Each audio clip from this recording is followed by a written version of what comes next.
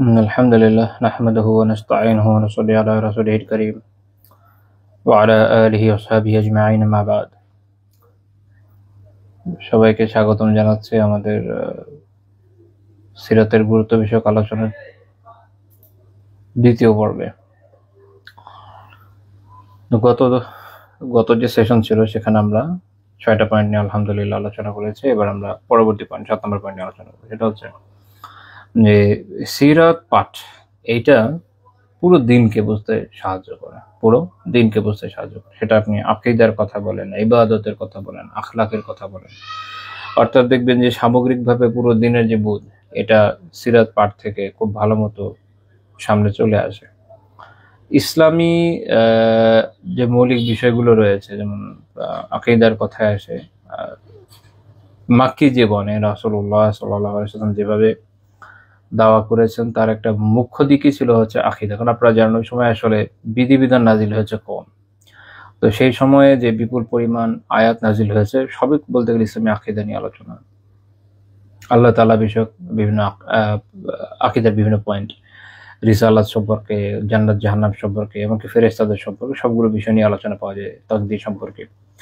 তো যখন আপনি সিরাত এগুলোর সাথে রিলেট করে করে পড়বেন তখন আপনি বুঝতে পারবেন যে আসলে ইসলামী আকীদার একটা হচ্ছে যে তাত্ত্বিক দিক, সেটাও আপনি বুঝতে পারবেন, এবং আরেকটা হচ্ছে প্রায়োগিক দিক, আপনি দেখবেন যেটা বোঝা যায়। ডক্টর আলী আস-সাল্লাবি উনি ওনার যে সিরাত ওখানে এটা খুব সুন্দরভাবে উপস্থাপন করেছেন, ওটা একটু দেখবেন আপনারা ইনশাআল্লাহ তাআলা। তো এটা একটা দিক। আবার যেমন ধরেন যখন মদিনাতে ইসলামী রাষ্ট্র কায়েম হয়ে গেছে, ইসলাম বিভিন্ন দিকে ছড়িয়ে পড়ছে, নাজরানের খ্রিস্টানদের সাথে যখন আলোচনা হচ্ছে তখন ক্রিশ্চিয়ানিটিকে রদ করার যে বিষয়গুলো সেগুলো আমরা, এটা যে আকীদা, এটা তো আকীদা একটা বিষয়, সেটাও আমরা এই সিরাত থেকে দেখি। তো এইভাবে সিরাত আপনাকে আকীদার একটা প্রায়োগিক পাঠ সামনে নিয়ে এসে দেয়। আবার ইবাদতের কথায় আসেন, ইবাদতের ক্ষেত্রে রাসূলুল্লাহ সাল্লাল্লাহু আলাইহি ওয়াসাল্লামের যে যেটা বলা যায় যে তার নিয়মানুবর্তিতা এবং যেভাবে তিনি করেছেন, তারপরে সাহাবীরা যেভাবে করেছেন, এমনকি জিহাদের ময়দানে তখনও আল্লাহ তাআলা সালাতকে কিন্তু স্থগিত করে দেননি, সালাতের বিধান, তখন সালাতুল খাউফের বিধান দিয়েছেন, সেটা তারা কিভাবে আমল করেছেন। সিরাতের আলোচনায় আপনারা দেখবেন যে কোনো একটা সফরে গিয়ে সাহাবীরা কিভাবে তায়াম্মুমের বিধান পেয়েছেন, এই সবকিছু না খুব রিলেটেবল। আপনি যখন এগুলো পাঠ করতে করতে যাবেন তখন আপনি ইসলামের এভাবে ইসলামের যে বিভিন্ন দিক আছে, আকীদা বলেন, আমল বলেন, ইভেন আখলাকের দিকগুলো, সেইটার একদম পুরো একটা প্রায়োগিক রূপ দেখতে পারবেন, ফলে এগুলো আপনি বুঝতে সক্ষম হবেন। এর ফলে সিরাত আপনাকে পুরো দিন বুঝতে সাহায্য করবে। অর্থাৎ বিষয়টা এরকম না যে সিরাত ওই একটা বই আমি পড়েছি আর রাহিকুল মাখতুম বা এরকম একটা বই পড়েছি বা শেষ, এরকম না। সিরাত একটা খুব ব্যাপক বিষয়, এবং যদি হক আদায় করে এটাকে ভালো মতো পড়া যায় তাহলে দেখবেন যে পুরো ইসলামী কম বেশি আপনার সামনে চলে এসছে। এই জন্য শেখ মোহাম্মদ বিন আব্দুল ওয়াহাব রাহিমাহুল্লাহ তাআলা তার একটা ছোট্ট সিরাত আছে, মুখতাসার সিরাতির রাসূল সাল্লাল্লাহু আলাইহি ওয়াসাল্লাম, এটা 12 পৃষ্ঠা খুব সুন্দর কিছু কথা বলেছেন, আমি সংক্ষেপে অনুবাদ করে বলে যাই। শুধু তিনি বলেছেন যে এটা জেনে রাখেন আহলুল ইলম নবী সাল্লাল্লাহু আলাইহি ওয়াসাল্লাম এর ব্যাপারে, তার জাতির ব্যাপারে এবং তাদের সাথে অর্থাৎ সাহাবীদের সাথে ব্যাপারে, তার জাতির ব্যাপারে, তাদের মক্কায় তাদের সাথে কি হয়েছে, মদিনাতে তাদের সাথে কি হয়েছে, এগুলো আলিমরা যা বর্ণনা করেছে এটা জেনে রাখেন যে সাহাবীদের বিষয়ে, সাহাবীদের যে আহওয়াল, তাদের বিভিন্ন অবস্থা, তাদের আমল সমূহ, এগুলোর বিষয়ে আলিমরা কি বর্ণনা করেছে এগুলো জেনে রাখেন। এই দুইটা জেনে রাখা খুব জরুরি। তারপর তিনি বলছেন লাআল্লাকা তারিফুল ইসলাম ওয়াল কুফর, হয়তো এর ফলে আপনি ইসলাম এবং কুফরকে বুঝতে সক্ষম হবেন।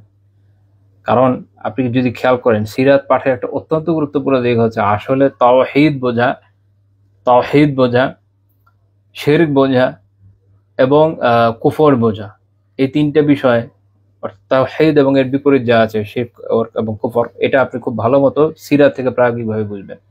আপনি বুঝবেন যে কিভাবে এই বিষয়গুলোর বিভিন্ন হাতছানি থেকে কিভাবে নিজেকে দৃঢ়তার সাথে রক্ষা করতে হয়, কিভাবে নিজেকে তাওহীদের উপর দৃঢ় রাখতে হয়, শিরক এবং কুফর থেকে সরে এসে ঈমানের উপর দৃঢ় থাকতে হয়।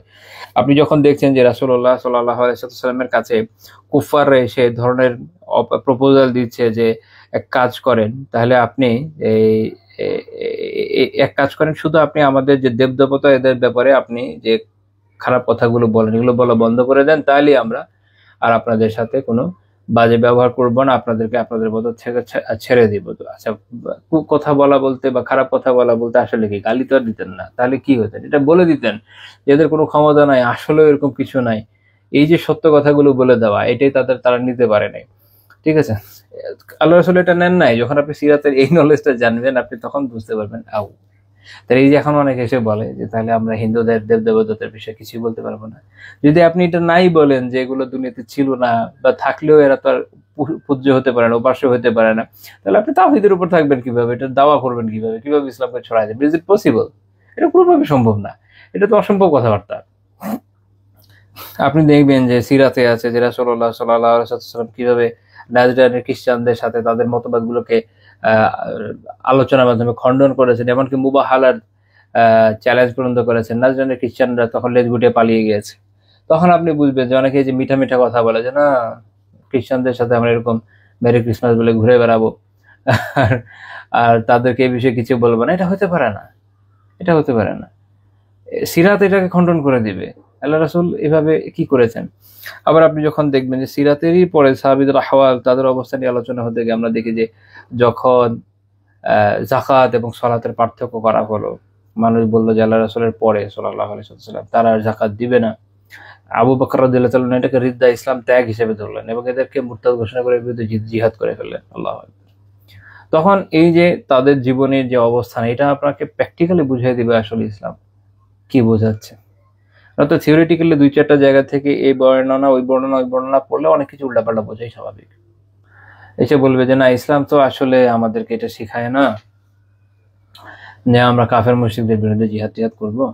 খুব ভালো কথা। তো সাহাবীদের এমন কি ঠেকা পড়েছিল যে তারা আনপ্রভোকড ইরানের উপর হামলা করলেন, রোমানদের উপর হামলা করলেন? যদি বলা যায় আছে ইরানীয়রা এবং রোমানরা তো আসলে একটা হামলা একটা ভাবছিল যদি করে বসতো, তো তখন এটা প্রশ্ন, এত ছোট বাহিনী, এদের এত বিশাল বাহিনী। গাসসানের শাসকের বাহিনী মুসলিমদের থেকে অনেক বড় ছিল, রোমানদের মূল ফোর্স তো আরো বড়, ইরানিদের তো ফোর্স তো বিশাল বড়।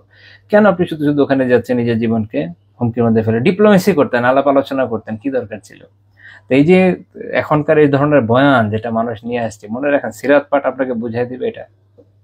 যদি এটাই হয়ে থাকে তাহলে ওইটা কি ছিল? হয় ওটা ঠিক নয় এটা ভুল, হয় ওটা ঠিক এটা ভুল, নয় এটা ঠিক ওইটা ভুল। তো সাহাবীদের ব্যাপারে আল্লাহ রাসূল সাল্লাল্লাহু আলাইহি ওয়াসাল্লামের ব্যাপারে যদি আপনি ভুল বলেন, তখন তো নিজের ঈমান নিয়ে প্রশ্ন হয়ে যাবে। তো ওইটা যদি ঠিক থাকে তাহলে বুঝেন যে এখন যারা এই ধরনের ডায়লগবাজি করে তাদের পয়েন্ট এটা সঠিক না। এবং আরো অনেক বিষয়, সহজ কথা হচ্ছে যে আকীদার বিষয়ে, আখলাকের বিষয়ে, আমলের বিষয়ে, বিভিন্ন বিষয়ে মানুষের যে অবস্থান, এটা পার্থক্যটা আপনি ক্লিয়ারলি বুঝবেন। এই জন্যই বলছেন হয়তো এটা পাঠ করে এগুলো পড়ে আপনি বুঝবেন যে ইসলাম আর কুফরের মধ্যে পার্থক্য আসলে কোন জায়গায়। নয়তো দেখা যাবে কেউ হয়তো কবর মাজার পূজা করে যাচ্ছে আর আপনার মনে হবে না এটাও ইসলাম, আল্লাহর কথাই তো বলছে, আবার সাথে সাথে কবর মাজারে পূজা করছে। লা হাওলা ওয়ালা কুওয়াতা ইল্লা বিল্লাহ। এই জন্য তিনি বলছেন ফাইনাল ইসলাম আল ইয়াউম গারিব, কারণ ইসলাম আজকের দিনে অপরিচিতের মতো অবস্থায় চলে গেছে। কারণ উনি যেই সময়কার কথা বলছেন এটা হচ্ছে খ্রিস্টীয় 18 শতকের কথা। আপনি যদি ওই সময়কার ইতিহাস পড়েন তাহলে বুঝতে পারবেন যে কি ক্রিটিক্যাল অবস্থা ছিল সারা দুনিয়াতে। ইভেন আমি যদি আপনাদেরকে জাস্ট একটা দিই, একটা কি বলবো ওইটাকে, একটা উদাহরণ দিই যেটা থেকে হয়তো কিছুটা উপলব্ধি করতে পারবেন। যেমন এখন 2025 সাল, আলহামদুলিল্লাহ অনলাইনে বসে বসে বাংলাদেশের বিভিন্ন প্রান্তে, ইভেন দেশের বাইরে থেকে আপনারা আমার দর্শ শুনছেন। আলহামদুলিল্লাহ আমার কিছু দর্শ আল্লাহর রহমতে কিছু এমন স্টুডেন্ট করেছেন যারা আমি আবার কিছু এক্সামের সময় দিয়েছিলাম যে কে কোথা থেকে করছেন, তাদের প্রশ্ন উত্তর থেকে বুঝতে পেরেছি আলহামদুলিল্লাহ, আল্লাহ তাআলার শুকরিয়া। ইভেন জাপান, স্পেন, নেদারল্যান্ড, এরকম অনেক দূর দূরান্তের জায়গা থেকে মানুষ আলহামদুলিল্লাহ দর্শ করেছেন, আল্লাহ তাআলার শুকরিয়া। এইটা 2000 সালে, 1990 সালে পসিবল ছিল না। কিভাবে মানুষের কাছে এই নলেজগুলো ছড়াইতে ওই সময়, বা আরো আগে। আবার ধরেন কিতাবের কথায় যদি আসেন, আলহামদুলিল্লাহ বিভিন্ন বইপত্র আমাদের পক্ষে অনেক অ্যাক্সেসিবল, এখন খুব সহজে আমরা অনেকটা জোগাড় করে ফেলতে পারি। আমার আশেপাশে যে বইগুলো দেখছেন আলহামদুলিল্লাহ এগুলো বাংলাদেশ থেকে কিনা। 2-1টা ছোট বই আছে যেগুলো আমি বাইরে থেকে সরাসরি কাউকে দিয়ে আনিয়েছি, বাকি সবগুলি বাংলাদেশি ডিস্ট্রিবিউটররা এনে দেয়, বাইরে থেকে আনেন, বাংলাদেশে কিনতে পাওয়া যায়। এটা একসময় কিন্তু এত অ্যাক্সেসিবল ছিল না। তো খুব স্বাভাবিক, ওই সময় যেই সময়কার প্রেক্ষাপট উনি বলছেন, ওই সময় মানুষের অবস্থা এরকম হয়েছে। ওই সময় ইসলামী পুস্তক প্রকাশনা অনেক দুর্বল ছিল, আপনারা হয়তো জানবেন যে উনি যে সময়কার কথা বলছি আমি, ওনার সময়কার তারও প্রায় বেশ অনেকটুকু পরে, বেশ অনেক বছর পরে ভারতের লখনৌতে নওল কিশোর প্রেস এবং হায়দ্রাবাদের একটা প্রেস, এরা আলহামদুলিল্লাহ অনেক কাল পরে ইসলামী বইগুলো খুব ভালো মতো ছাপানোর একটা রীতিমতো একটা বিপ্লব শুরু করে। তো সেখান থেকে অনেক চমৎকার চমৎকার বই এই সময় ছাপানো হয় গ্র্যাজুয়ালি আলহামদুলিল্লাহ। এখন তো ইসলামী বইয়ের আপনার একটা বিপ্লব দেখছি, বাট ওনার ওই সময়ের তখন আর কি ওই হস্তলিখিত কপি ওইটাই মানুষের কাছে বেশি থাকতো। তো অজ্ঞতা এত ব্যাপক, কুফর এত ব্যাপক, মানুষ বুঝেই না কোনটা ইমান কোন কুফর। ঠিক আছে, মানুষ দেখবেন যে এই যে যারা বিভিন্ন গোমরাহি ছড়ায় তারা তো আর কাফেরদের মতো এসে ছড়াবে না, সে এসে বলবে না যে ভাই আমি তো খ্রিস্টান ফাদার, আসো তোমাকে আমি কুফর শিখি, এটা তো আর বলবে না। ইভেন খ্রিস্টানরা আমাদের দেশে দেখা যায় নিজেদের কিসাই মুসলিম দাবি করে দাওয়া করতে চায়। তো ফলে মানুষ এই লেবাস দেখে, তাদের কথাবার্তা দেখে ভুল পথে চলে যায়। ফাইনাল ইসলাম আলিয়ম গরিব। এখন কারণ এখনকার ইসলামের অবস্থা হচ্ছে এরকম, ইসলাম যেন অপরিচিত হয়ে গেছে। অধিকাংশ মানুষের অবস্থা এরকম যে তারা ইমান এবং কুফরের মধ্যে পার্থক্য করতে পারে না। যেটা হচ্ছে এমন এক ধ্বংস, হালাক, এমন একটা ধ্বংস যেটা থেকে কোনো আসলে প্রত্যাবর্তন নাই, কোনো কল্যাণ নাই। তো কাজে আপনি এই সমস্যাগুলো বুঝতে সক্ষম হবেন এবং নিজেদের সঠিক আকীদা বিশ্বাস ঠিক রাখতে পারবেন তখনই যখন আপনি সিরাত পড়বেন, প্র্যাকটিক্যাল অ্যাপ্লিকেশনগুলো দেখবেন। আচ্ছা, তাহলে এটা হলো আমার পয়েন্ট নাম্বার 7। 8 নম্বর পয়েন্ট হচ্ছে কিভাবে সঠিকভাবে আসলে আল্লাহর পথে দাওয়া করতে হয়, এটাও জানতে হবে সিরাত থেকে। আল্লাহর পথে দাওয়ার সঠিক মানহাজ কি। আল্লাহ তাআলা সূরা ইউসুফে আল্লাহ রাসূলকে বলতে বলেছেন 108 নম্বর আয়াত, কুল, আপনি বলুন, হাযিহি সাবিলি, এই হচ্ছে আমার পথ, আদউ ইলাল্লাহি আলা বাসীরা, আমি মানুষকে অন্তর্দৃষ্টি দূরদৃষ্টির মাধ্যমে আহ্বান করি।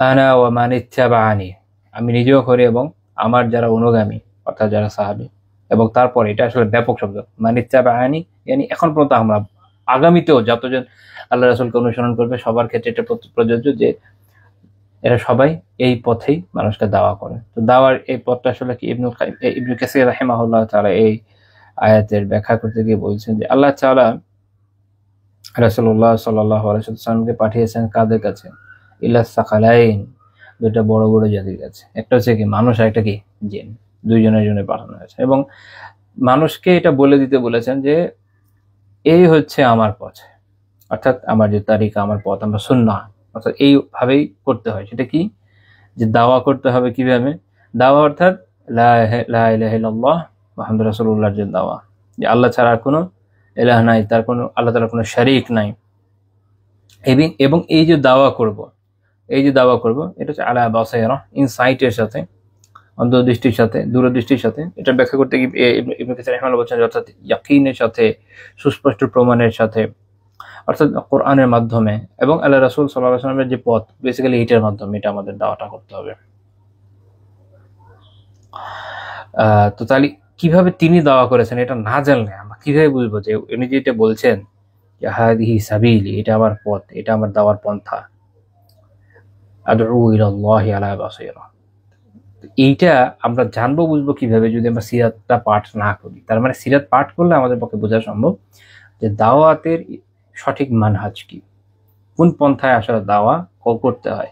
তো আমরা তো মাশাআল্লাহ দেখবেন যে অনেক সুন্দর সুন্দর লেখালেখি অনেকে করেন, আলহামদুলিল্লাহ অনেক অনেক সুন্দর সুন্দর লেখালেখি করে। কেউ লেখে যে আমি আমি আমি মনে করি এটা আসলে এভাবে হওয়া উচিত, ওই বিষয়ে আমার মনে হয় এই করা উচিত, আমার মনে হয় ওই করা উচিত, তমুক কে বলেছে, তমুক কে বলেছে। এগুলো তো আমাদের জন্য আদর্শ না।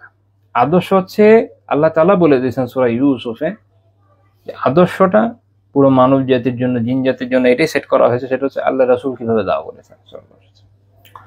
ওইটা হলো মূল, ওই মূলটাকে ধরে রেখে এরপরে সমাজের সময়ের অবস্থার প্রেক্ষাপটের সাথে কিছু কিছু এদিক ওদিক হয়তো করতে হতে পারে, সেভাবে কাজ হবে। যেমন তিনি পারস্যের কাছে ভার্বালি দাওয়া করেছেন। শেখ উসাইমিন রাহিমাহুল্লাহ তাআলার কাছে একবার একজন এটা প্রশ্ন করেছেন যে আমি অনেকের কাছে দাওয়া করি, তো দাওয়া করার জন্য তাদেরকে, ওই সময়কার প্রশ্ন লাইক 90s 80s এর কথা, যে ওই সময় ক্যাসেট পাওয়া যেত, শায়েখদের বিভিন্ন দুরুসের ক্যাসেট পাওয়া যেত। আমাদের দেশে তেমন প্রচলন ছিল না, আমাদের দেশে তো ভৈরবের ওয়াজ পাওয়া যেত, তো আরবের প্রচলন ছিল, তার ক্যাসেট দিত। তো আমি এরকম ক্যাসেট দিতে চাচ্ছি। তো শেখ রাহমানুল্লাহ খুব সুন্দর একটা কথা বলছেন যে আসলে দাওয়ার মূল কিন্তু হচ্ছে এটা, আপনি কি দিয়ে করবেন, ওরালি, মৌখিকভাবে আপনি দাওয়াটা করবেন। রাসূলগণ এইভাবেই করেছেন এবং এটাতে বারাকা বেশি। একজনের সাথে কথা বলা হয়, ইন্টারাকশন করা হয়, সুন্দরভাবে বোঝানো হয়, তখন মানুষ এটা নেয় খুব সহজ। তো ধরেন আমরা এভাবে দাওয়া করবো, লাইক আলহামদুলিল্লাহ আল্লাহ তাআলা শুকরিয়া, তৌফিক দিয়েছেন তিনি তৌফিক না দিলে এটা আসলে করতে পারতাম না। আমার এমনিতে চাপা এবং গালে সমস্যা আছে, আল্লাহ তাআলা শুকরিয়া যে আলহামদুলিল্লাহ বলতে পারছি। তো যদি এটা আল্লাহ বন্ধ করে দেন, আল্লাহ তাআলার কাছে আশ্রয় যেমন না হোক, এই দোয়াই করি, তো তাহলে আমার পক্ষে এটা সম্ভব হতো না। তো যাই হোক, আল্লাহ তাআলা শুকরিয়া, আলহামদুলিল্লাহ যে করা যাচ্ছে। তো আমি ধরেন এভাবে বলছি। এখন আগেকার সময় হলে আপনাদের ঘরে ঘরে গিয়ে বলা লাগতো বা কাছে গিয়ে বলা লাগতো, এখন আমি একটা প্ল্যাটফর্ম থেকে বলছি, আপনারা পেয়ে যাচ্ছেন। কিন্তু মূলটা যে বলাটা, এটা অক্ষুণ্ণ আছে। তিনি কোরআন দিয়ে করেছেন, আমরা কোরআন নিয়ে আলোচনা করছি, তার যে বক্তব্য হাদিস সেটা আমরা উল্লেখ করছি। তো এভাবে মূল বিষয়গুলো অটুট থাকবে, প্রেক্ষাপট অনুযায়ী কিছু পরিবর্তন আসতে পারে। তো সিরাত থেকে আমরা এটা শিখবো যে সঠিক মানহাজ দাওয়ার। আচ্ছা, পয়েন্ট নাম্বার 10, না এটা হলো 8 গেল, পয়েন্ট নাম্বার 9, সেটা হচ্ছে এটা ভালো করে বুঝেন। রাসূলুল্লাহ সাল্লাল্লাহু আলাইহি ওয়াসাল্লামের সিরাত, আল্লাহ রাসূলের সিরাত, আল্লাহ রাসূলের জীবনী হচ্ছে নবুয়তের যে প্রমাণগুলো আছে তার মধ্যে সবচেয়ে বড় প্রমাণের একটা, সবচেয়ে বড় প্রমাণ একটা। যেমন যদি কথা আসে যে ইসলামের সবচেয়ে বড় প্রমাণ কি, তো আমরা অনেক সময় ইউজুয়ালি যেটা বলি যে হ্যাঁ কোরআনুল কারীম, কোরআন অবশ্যই ইসলামের অনেক বড় প্রমাণ। আল্লামা শিবলি নোমানী রাহিমাহুল্লাহ তাআলা উনি একটা খুব চমৎকার কথা বলেছেন যে আসলে ইসলামের সবচেয়ে বড় প্রমাণ আল্লাহ রাসূল নিজে দিয়েছেন। একটু অড লাগতে পারে, আচ্ছা কিভাবে? দেখেন, কোরআন আপনি পাচ্ছেন, কোরআন একটা কিতাব, এটা যিনি নিয়ে এসছেন, আপনি যদি তাকেই বিশ্বাস করতে না পারেন, তার প্রতি আস্থা রাখতে না পারেন, কিতাবের উপর কিভাবে রাখবেন? এটা লজিক্যাল যে প্রশ্নগুলো করা হয়। তো এই জন্য বার্তা বাহকের উপর আস্থা জরুরি। কাজেই ইসলামের একদম মৌলিক জায়গাটা হচ্ছে আল্লাহ রাসূলের জীবন। আপনি যখন তাকে বিশ্বাস করবেন, তার জীবন দেখবেন, তার প্রতি আস্থা পাবেন, তারপর আপনি মনে করবেন যে আচ্ছা তাহলে উনি কি দাওয়াটা দিয়েছেন আমি একটু দেখি, তখন আপনি হয়তো কোরআন পাঠ করবেন। তো যারা ইসলাম আল্লাহ রাসূলের জীবনেও গ্রহণ করেছেন, তারা রাসূলুল্লাহ সাল্লাল্লাহু আলাইহি ওয়াসাল্লামকে দেখেছেন বা তার সাথে দেখা করতে এসেছেন, ইসলাম কবুল করার জন্য তার পর্যন্ত এসেছেন। শুধু কোরআন শুনে ইসলাম কবুল করে আর তার কাছে আসেন এরকম কিন্তু হয় নাই, বরং তার সততা সম্পর্কে তাদের ধারণা ছিল যে তিনি সত্যবাদী ব্যক্তি, তিনি মিথ্যা বলেন না। যেমন একজনের বর্ণনা এরকম ছিল যে তাকে দেখে আমার মনে হচ্ছে এরকম এই ব্যক্তি মিথ্যা বলতে পারে না। আর যারা তার সাথে ওঠা বসা করেছে তারা তো এটা আরো ভালো জানতেন যে তিনি কেমন ব্যক্তিত্ব ছিলেন। তো তার যে জীবন, তার যে আখলাক, মানুষের সাথে তার যে মুআমালা, তিনি কিভাবে বিভিন্ন বিষয়ে ডিল করতেন, সবকিছু মিলে তার যে পুতপবিত্র জীবন, এটা মানুষের জীবনের মানুষের অনেক বড় প্রমাণ। এবং এইটাকে যখন একজন কেউ খুব গভীরভাবে দেখে, তখন সে বুঝতে পারে যে এই ব্যক্তি যা নিয়ে এসে তা অবশ্যই সত্য হতে বাধ্য।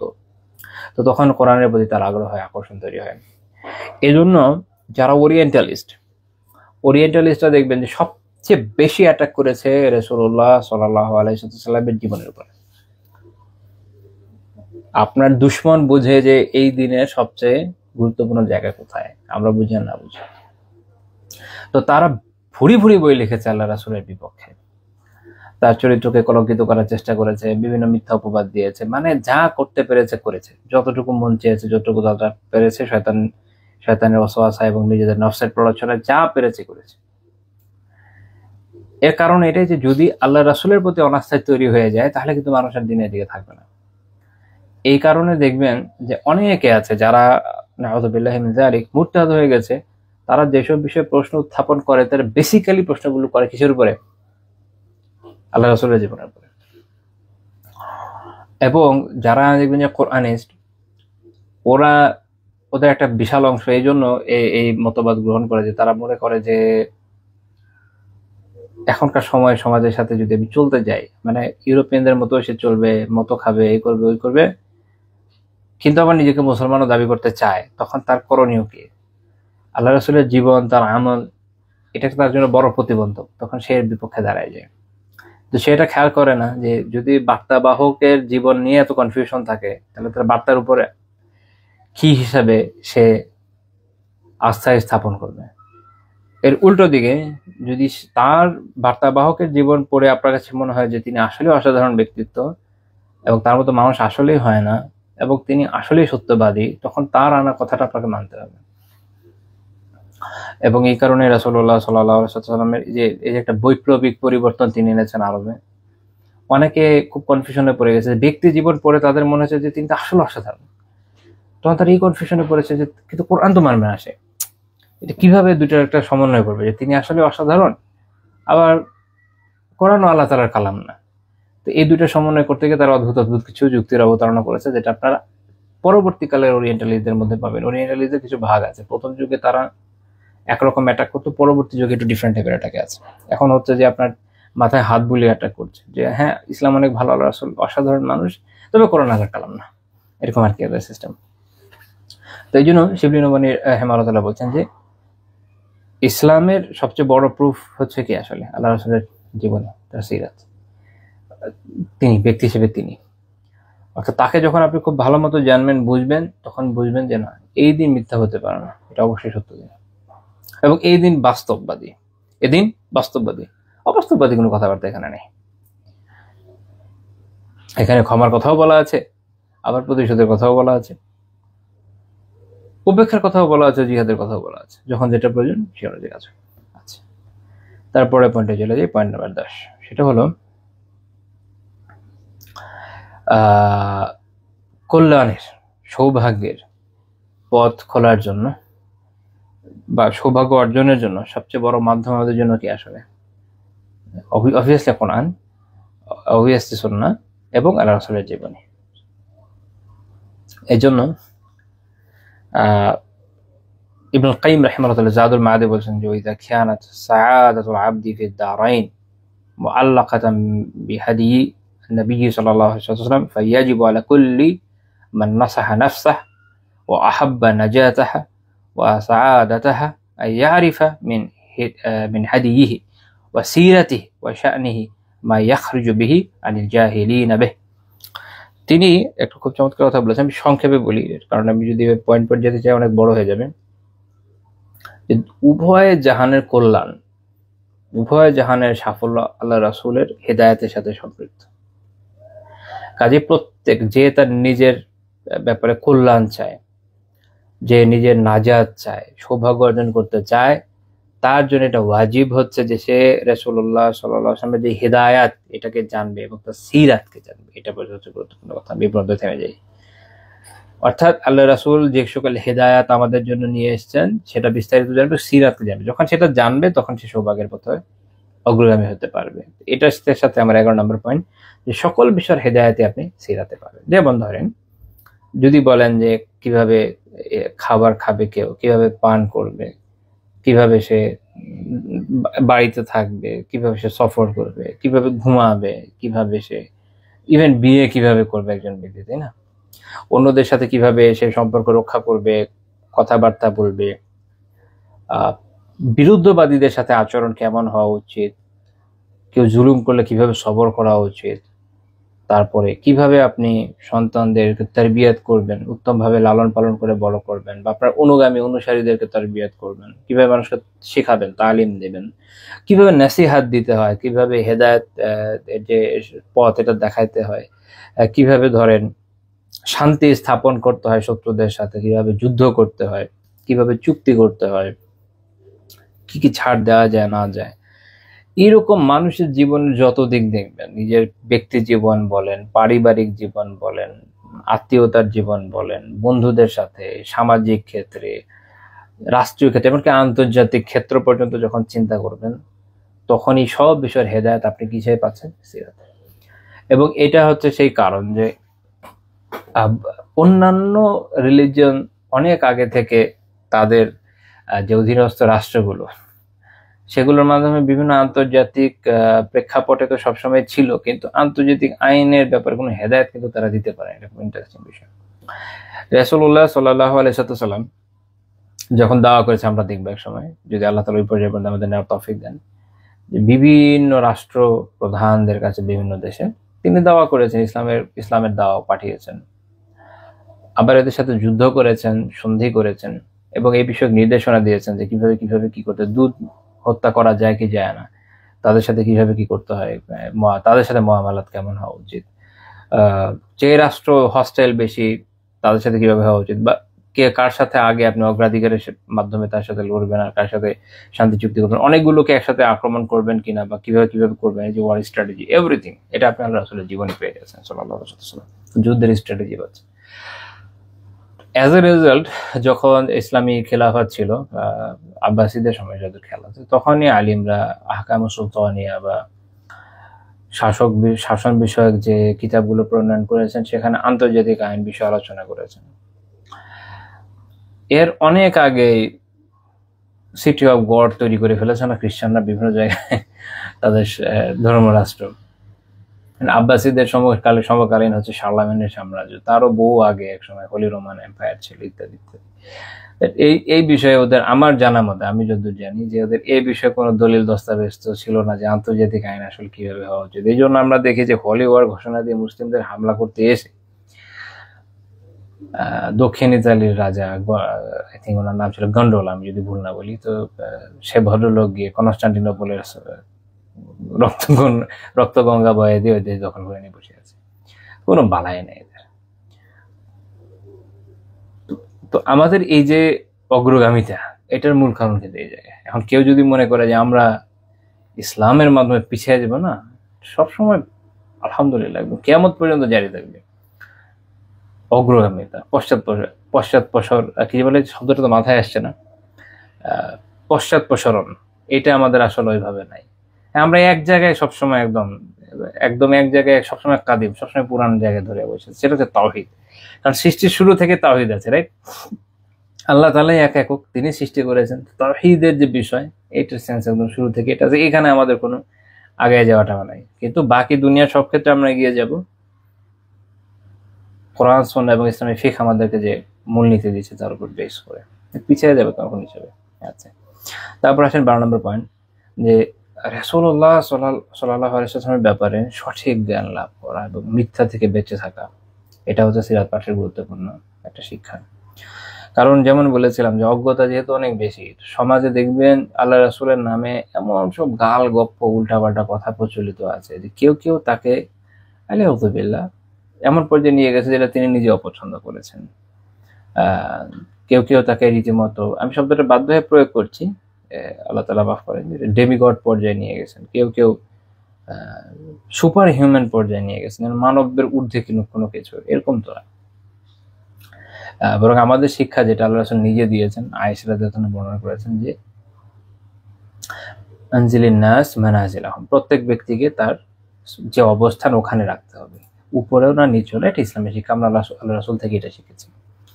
তো কাজে এটা আমাদের কাজ এখানে। তো আপনি যদি ভুল শিখেন, ভুল জানেন, খালি মানুষের কথা অনুযায়ী জানেন এবং আপনার এই বিষয়ে সঠিক জ্ঞান না থাকে, তাহলে আল্লাহ রাসূল সম্পর্কে মিথ্যা জানবেন, ভুল জানবেন। ইভেন এইটাই একটা গুনার কাজ, তাই না? আল্লাহ রাসূল সম্পর্কে আপনার সঠিক তথ্য জানার কথা ছিল, এটা আপনার দায়িত্ব যেন আমরা এটা জানতে পারি। এই কারণে দেখেন যে কত অদ্ভুত অদ্ভুত গল্প বলে। যেমন একটা খুব ইন্টারেস্টিং বিষয় আছে, আপনারা জানেন যে অনেক পিকুলের গল্প আল্লাহ রাসূলের নামে সমাজে প্রচলিত আছে। এক বুড়ির গল্প আছে, কাটা ছাড়ানোর বুড়ির গল্প, এটা করে সিরাতের কিতাবে আবার জানা মতো বিশুদ্ধ সনদে নাই। আবার বাংলাদেশে যারা এই যে ট্রাভেল ট্যুরিজম করে, যারা হজ উমরা গাইড হিসেবে যায়, এরা আবার গিয়ে বুড়ির বাড়ি দেখে, মক্কার আশেপাশে যে কোনো ভাঙা বাড়ি হলে এরা গিয়ে দেখানো শুরু করে এটা বুড়ির বাড়ি। যেটা পেয়েছে এটা কি, মানে মিথ্যা থেকে মানুষকে কোথা থেকে কোথায় নিয়ে যায়। তা আল্লাহ রাসূলের ব্যাপারে সঠিক জ্ঞান অর্জন করা এটা খুবই জরুরি, এটা আমাদের জন্য একটা ফরজ। আমরা আল্লাহ রাসূল সম্পর্কে সঠিক জ্ঞান অর্জন করবো, ওনার ব্যাপারে জানবো। যদি এটা না হয় তাহলে মানুষ অনেক ধরনের উল্টাপাল্টা কথা বলতে পারে, সেটা আমরা কিভাবে বুঝবো যে এটা সঠিক না?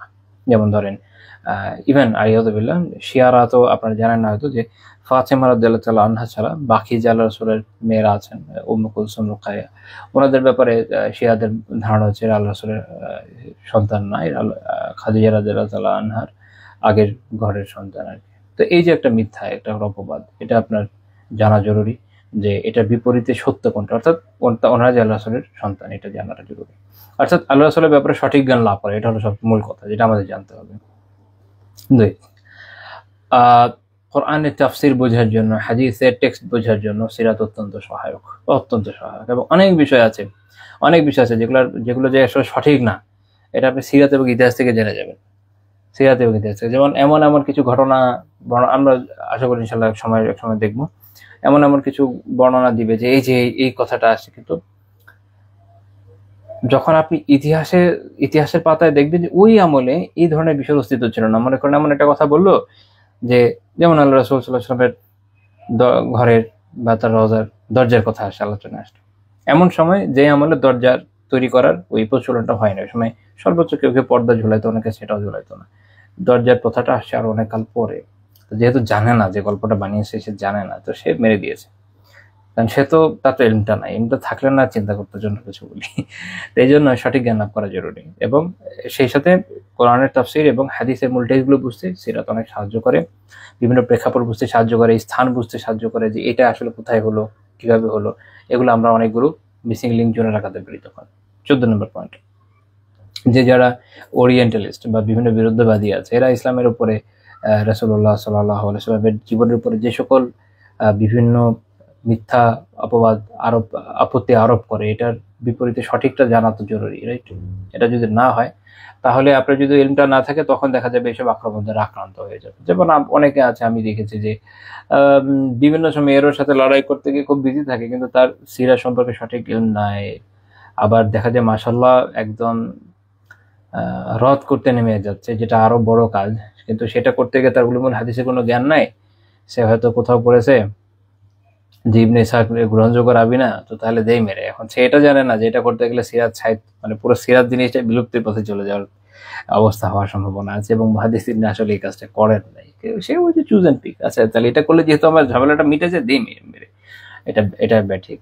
বরং আপনার সঠিক সিরাতটা জানা জরুরি, এবং তখন আপনি ওরিয়েন্টালিজের যে বিভিন্ন আপত্তি, যেমন ধরেন গোল্ডজিয়ার বা উইলিয়াম মুর, বা এরা যে সকল আপত্তিগুলো বিভিন্ন সময় করেছে, এটা জোসেফ সাখত, এগুলোকে পরবর্তী সময়ে খ্রিস্টানরা যেভাবে, বা যারা এইথিস্ট, এরা যেভাবে আর কি প্রপোগেট করার চেষ্টা করেছে, এই সমস্যাগুলো আপনি ফেস যখনই করবেন না কেন, আপনার যখন সিরাত আলহামদুলিল্লাহ ইনডেপথ নলেজটা থাকবে ভালো মতো, আপনি এটা শুনে বুঝবেন না এটা আমাদের সমস্যা, যেটা আসলে অ্যাকসেপ্টেবল না। এরকম আমরা যখন পড়তে থাকবো, আল্লাহ যদি আমাকে তৌফিক দেন, আমার ইচ্ছা আছে ইনশাআল্লাহ তাআলা, তাহলে ওই যে আলোচনাগুলো আমরা করবো, কোনো বিষয়ের সাথে প্রাসঙ্গিকভাবে যে আপত্তিগুলো আসবে, আমি চেষ্টা করবো ওটাকে সংক্ষিপ্ত হলেও আলোচনা করে দিতে।